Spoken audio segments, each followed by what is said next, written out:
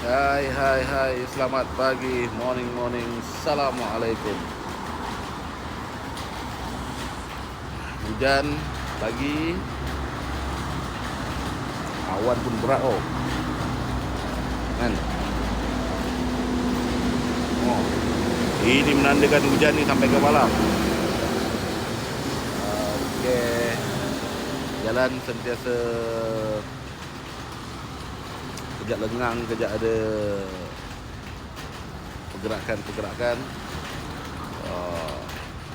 Member tak buka lagi. Sebelah kedai motor pun tak buka lagi. Sebelah sana buka.